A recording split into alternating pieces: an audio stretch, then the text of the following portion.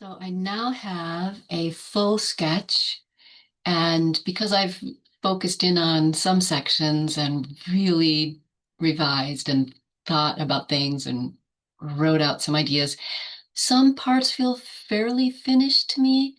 Um, and I'm happy to have sort of the skeleton completed in a sense, so I have a feel for the proportions and pacing. There's still a lot to do. I still have some revising for sure and some editing. I also need to add lyrics for all the voices and check on hyphenation for the words. And I'll add dynamics, rehearsal letters, all those sorts of things. So still quite a bit to do. And as I work on all of those elements, I'll continue listening and tweaking things here and there too. I'm going to forward a little bit through the score just to mention one thing in particular, which is I think in the last video I had mentioned that there are some places where I'm trying not to have the seams be quite so evident. So the start of a section or like the next section or sentence in the essay or the next section musically. I don't want to have them always so pronounced. I would like to have a little more connection and overlap.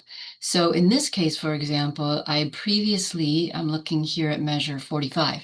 I previously had wish just be the full measure and end there.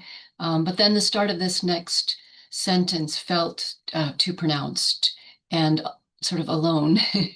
So I sustained every voice except the soprano and had them, the rest of the voices sing for that first full beat.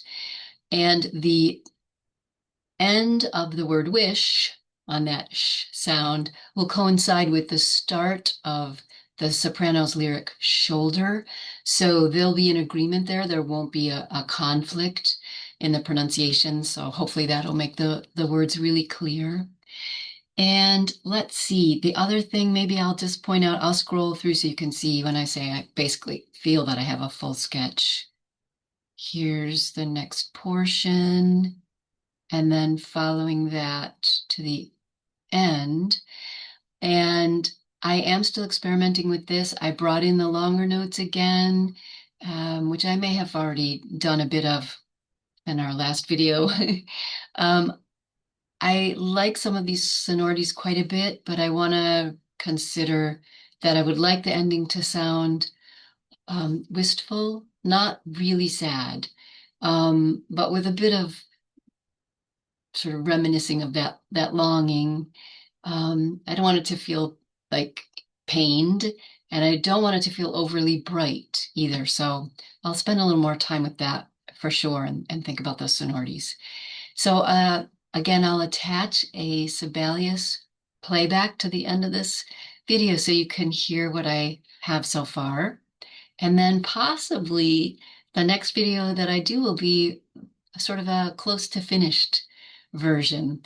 When I bring it to a choir, there's often some things that I notice when it's sung by live human beings that I might not have noticed just in my own work here. So still might be some editing at that point too. But this is what I have for now.